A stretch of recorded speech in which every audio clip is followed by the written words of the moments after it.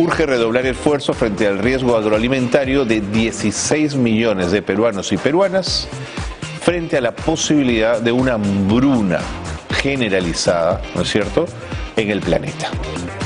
Yo se los pongo tal como es la alarma que este comunicado genera y como creo debemos entenderlo. ¿Quiénes lo firman? Bueno, se trata de un grupo que se ha autoconvocado para proponer alternativas frente a esta crisis agroalimentaria en nuestro país.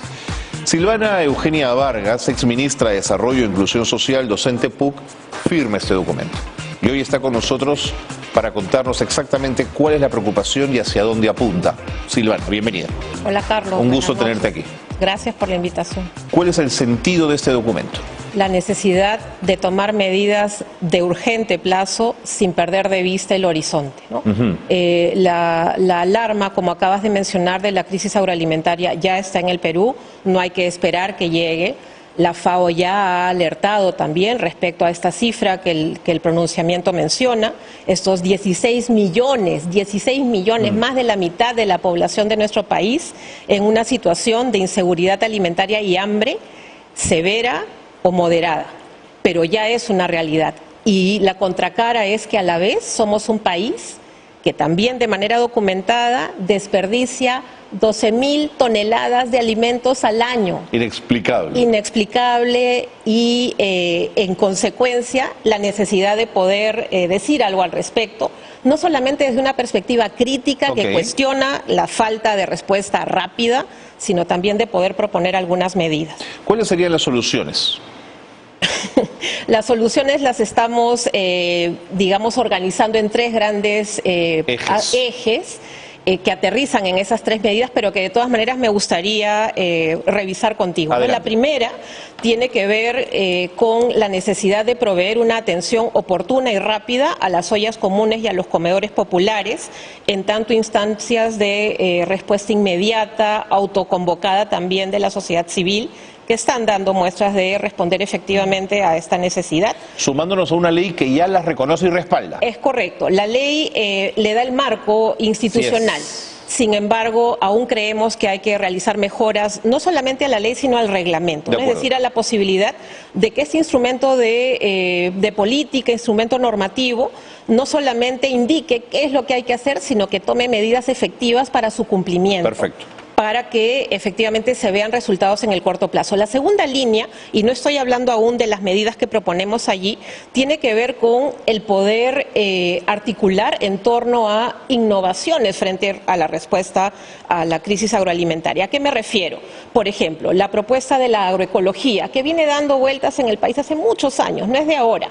Y es una alternativa justamente al uso de fertilizantes y de agroquímicos, ¿no?, que tanto daño le hacen a los alimentos que consumimos todos los días. ¿En qué consiste eso? ¿La creación de biohuertos en el espacio de la agricultura familiar? Es una dimensión, digamos, de la agroecología, pero la agroecología es ante todo una propuesta ética de reconocimiento de la producción agrícola, de la agricultura familiar, sin el uso de agroquímicos, sin el uso de estos elementos tóxicos, de estos fertilizantes sintéticos, que hoy son los que son parte de esta discusión que tenemos ya hace varios meses y entre los cuales se menciona recurrentemente a la urea. Entiendo. Entonces, esta propuesta de la agroecología viene dando vueltas en el país más de 20 años. Ah, mira. Sin embargo, no ha tenido aún la importancia en la discusión de política pública.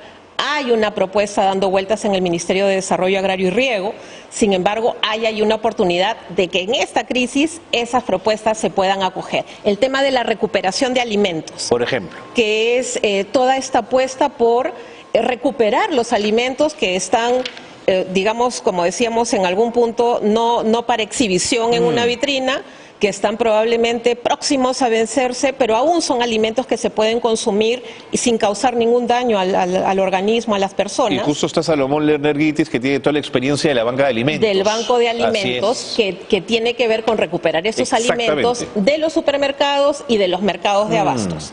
La tercera línea tiene que ver con la mejora de las iniciativas que están en marcha, que tienen que ver con los programas sociales. Estamos pensando en Jaliwarma. Ese es central, para infancia. Para la alimentación escolar. Sin embargo, Jaliwarma no fue pensado como un programa de atención alimentaria en una situación de crisis. Entonces, están desplegando todos los esfuerzos que se puede en el marco de las competencias que tienen, pero no podemos apoyar la respuesta a la crisis agroalimentaria en un programa que nació esencialmente como un programa de alimentación escolar. El cuarto gran punto que estamos proponiendo es uno que tiene que ver con algo que atraviesa todo, la gobernanza.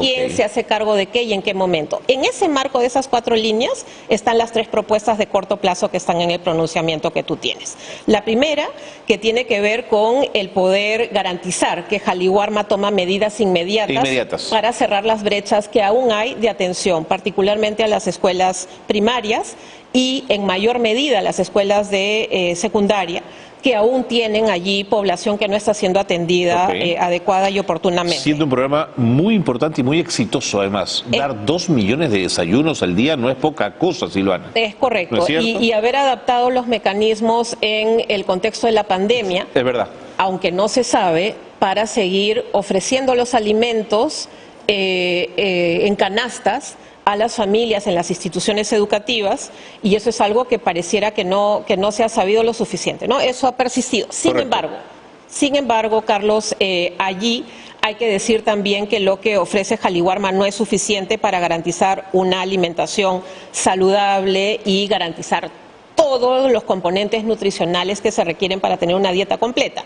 Me estoy refiriendo a los alimentos frescos. Entonces, ahí es donde el tema de la ley de donaciones, en vínculo con el sector privado, podría añadir y complementar algunos elementos. Esa es, de alguna manera, la segunda recomendación, que tiene que ver con garantizar medidas de atención a ollas comunes, que, como te escuchaba hace un momento en la entrevista anterior, son la respuesta organizada, autoconvocada de la sociedad civil frente a la emergencia. El hambre no ha empezado hoy, el hambre no ha empezado con la pandemia, pero claramente las condiciones se han agravado. Y la tercera recomendación de corto plazo, para cerrar, Silvana, que es la de la gobernanza. ¿No? ¿Quién se hace cargo de qué? Este no es un tema únicamente de un sector y tampoco, como lo acabo de decir, de un programa social. Tenemos que generar una cruzada nacional. Esto nos convoca a todos, a los medios de comunicación, a la ciudadanía, a la academia, no es un tema de gobierno local. No es solo un tema de gobierno local, pero tenemos que tener claramente identificados cuáles son los arreglos para que los gobiernos locales, que están próximos a ser elegidos en un par de semanas, tengan claro qué rol tienen. Y es cierto, tienen que fiscalizar, pero sobre todo se tienen que asegurar de que esos alimentos que les son entregados son distribuidos oportuna y equitativamente. Ahí hay una oportunidad de mejora. Silvana, es un temón. Que no se agote aquí. Me tengo que ir ya. Vente de nuevo para seguir conversando, porque más hoy, en Naciones Unidas, Gustavo Petro habló de soberanía alimentaria, que me parece un concepto que también podríamos discutir, si tú estás de acuerdo. Excelente, estoy totalmente de acuerdo. Muchas gracias por la oportunidad.